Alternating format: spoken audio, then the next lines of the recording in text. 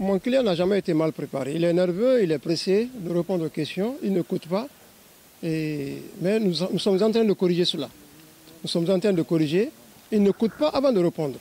Et c'est cela, on vient d'en parler tout à l'heure.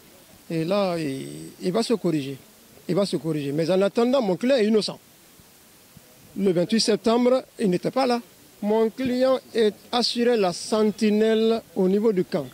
Et la sentinelle, vous savez, c'est au portail. Ce qui se passe à l'intérieur, il ne peut être lié.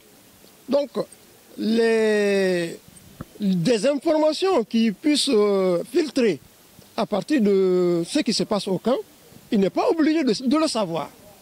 Il n'est pas obligé de savoir ce qui se passe au camp. Surtout que c'est avec son chef, dont il a parlé tout à l'heure, un certain Begré. Donc, qui l'a foutu en prison une fois pour avoir assisté quelqu'un. Il l'a foutu en prison. Donc, mon client, vraiment, est innocent. Il reste innocent, il demeure innocent. Parce que, comme vous le savez, il y a des sortes de violences à son égard. Lui-même, il a dit tout à l'heure, tel que vous l'avez suivi, il a subi des tortures, on l'a frappé, il a fait la prison à cause du fait qu'il soit intervenu pour quelqu'un. Mais comment on peut le poursuivre pour une non-assistance à personne en danger? Ça, ce n'est pas lié au dossier. Parlons du dossier. Parlons des faits du dossier. Séquestration, enlèvement et détention de 2 personnes. Parlons de cela. Et peut-être non-assistance à personne en danger. Parlons de cela. S'il y a une preuve quelconque, je vais défendre coupable.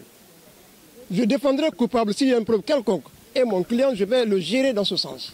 Par quelque moyen que ce soit, des informations sortent. Et en cela, il ne s'est pas tué. Il a parlé, il a dénoncé.